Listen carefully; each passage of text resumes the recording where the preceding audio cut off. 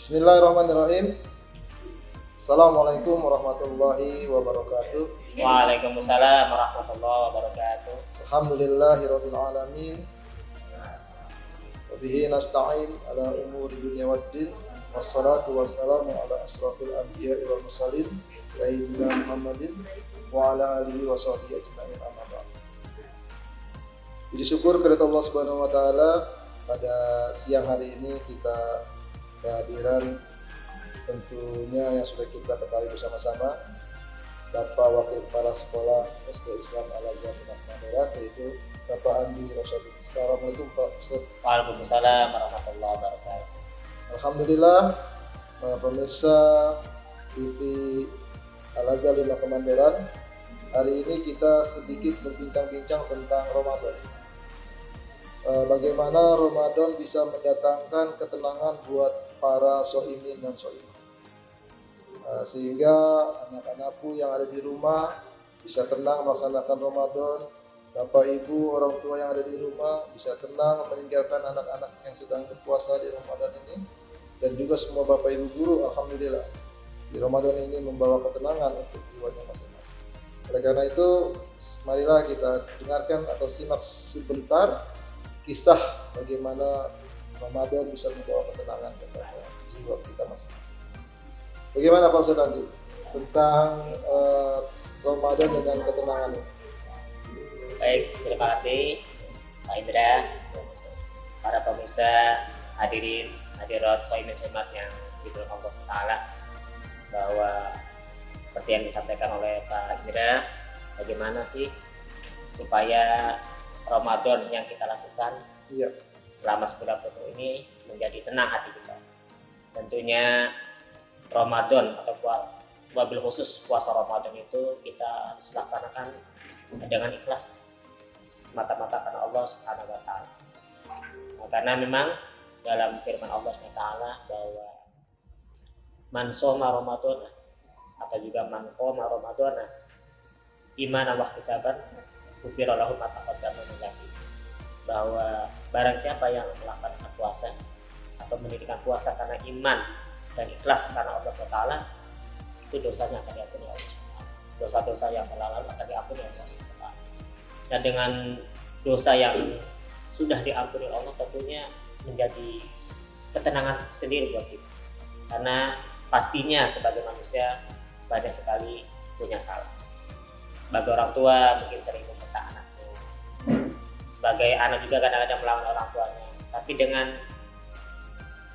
pahala yang dijanjikan oleh Allah bahwa setiap yang berpuasa dengan iman dan ikhlas karena Allah itu akan diampuni dosa, tentunya itu menjadi ketenangan tersendiri.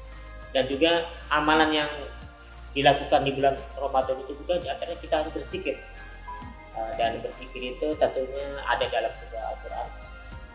Allah berfirman, ala bizikrillah tatma'innul qulub. Ingatlah dengan zikir, ingat kepada Allah, maka hati akan menjadi tenang. Dan termasuk Ramadan juga kita harus diisi dengan selalu berzikir kepada Allah dan membaca Al-Quran. Karena Al-Quran juga itu termasuk obat, syifaun, menjadi hati kita tenang kalau kita membacanya dengan khusyuk dan kita membacanya dengan membaca artinya, itu akan menjadi tenang juga. Gitu, Pak. Baik, terima kasih Ustaz.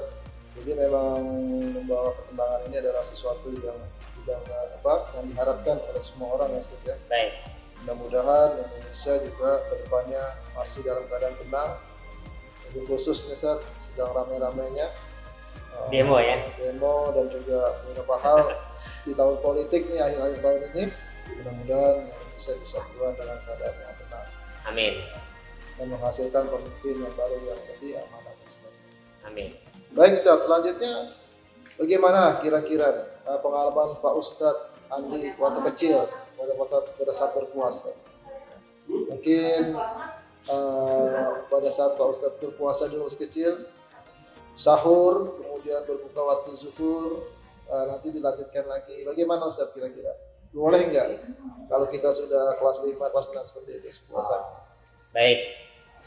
Memang pengalaman ya, waktu saya masih kecil Pak Indra ya, itu mungkin beda dengan zaman sekarang ya.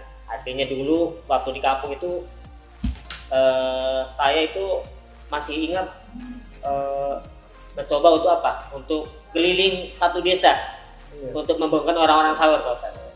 Jadi sambil pakai musik itu membangun orang sahur. Dan itu merasa senang sekali ya. Dan ketika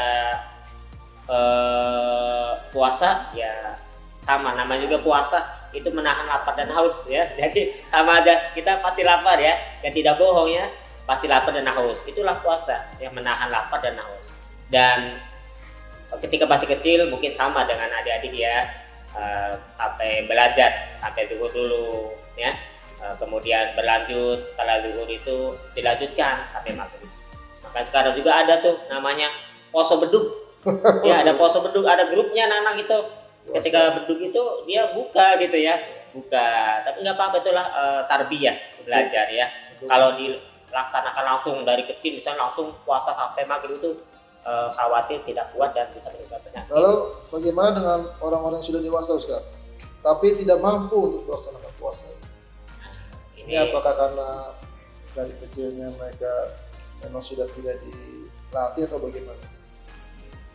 Ini tergantung niatnya sebetulnya. Ya.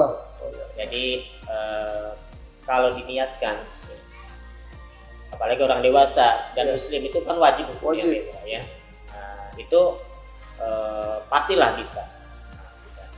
Walaupun memang ada orang tua ya yang memang sudah tidak mampu untuk berpuasa. Nah, ini tidak apa-apa tidak berpuasa. Misalnya udah umur 70 tahun, dia tidak kuat berpuasa ya. Kalau di puasa nanti sakit, ini tidak apa-apa. Tapi nanti diganti dengan fidyah ya, 24 jam. Itu. Kemudian juga misalnya ada orang yang pekerjaannya berat ya.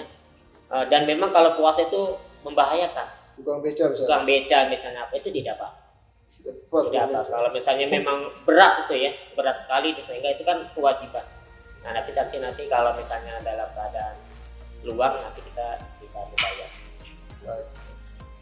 Nah, jadi pada dasarnya kita wajib puasa ya, sudah. Wajib ya, terutama ya anak-anak yang sudah balik ya, itu kan sudah mukallaf ya, kelas 5 itu yang sudah haid. Kemudian yang kelas 6 mungkin yang sudah ihtilam, nikah mungkin sudah mimpi ya, itu sudah ada kewajiban ya, sudah mukallaf ya, sudah wajib puasa Ramadan, sudah wajib sholat 5 waktu ya, sholatnya sudah tidak boleh lagi 4 waktu, harus 5 waktu, itu yang wajibnya. Apalagi sekarang bulan Ramadan ya, ditambah dengan sholat-sholat sunnah. Dimana pahalanya yang sholat sunnah seperti pahala sholat wajib ya, yang wajib dilipat sunnah. Baik, demikianlah bincang-bincang kita pada siang hari ini bersama Bapak Wakil Kepala Sekolah Pak Ustadz Andi Rosyadi. Mudah-mudahan anak-anakku yang sedang belajar berpuasa jangan khawatir, kalian semuanya tercatat menjadi amal baik buat kalian. Amin. Dan juga mungkin amal baik untuk orang tuanya, insya Allah. Terima kasih, kita tutup Pak Ustadz dengan sama-sama membaca Alhamdulillah. Alhamdulillah. Assalamualaikum warahmatullahi wabarakatuh. Waalaikumsalam warahmatullahi wabarakatuh.